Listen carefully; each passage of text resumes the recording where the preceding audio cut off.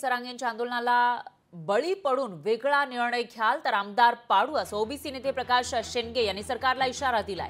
ओबीसीमध्ये सरकारचे आमदार पाडण्याची ताकद आहे असं शेंडगे म्हणाले। आमचे आमदार निवडून आणून सरकार स्थापन करू असंही शेंडगेंनी म्हटलेलं आहे। तर ओबीसी आरक्षणासाठी आता रस्त्यावरची लढाई लढणार असं शेंडगेंनी सांगितलेलं आहे। आताची सगळ्यात मोठी आणि महत्त्वाची बातमी म्हणावी लागेल आणि त्याचबरोबर यामुळे राज्यातील राजकारणाला एक वेगळं वळण मिळण्याची शक्यता आहे। कारण एकीकडे लोकसभा निवडणुकीमध्ये मनोज जरांगे पाटील यांनी हा इशारा दिला होता, ज्यांना पाडायचं त्यांना पाडा, आणि त्यानुसार राज्यामध्ये महायुतीची ताकद कमी झाल्याचं पाहायला मिळालं होतं लोकसभा निवडणुकीमध्ये।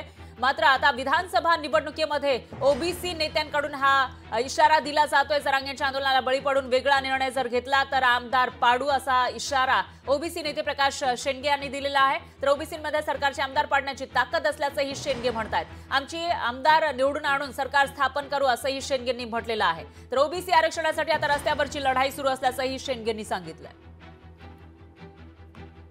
पुढची जी विधानसभा जी आहे ती मराठा वर्सेस ओबीसी असंच होणार आहे। आता पक्षाच्या पलीकडे ही लढाई गेलेली आहे आणि त्याच्यामध्ये संख्याबळ जे आहे ते ओबीसींच्याकडे बाजूने आहे आणि म्हणून ही लढाई जी आहे ही लढाई आम्ही नक्की जिंकू।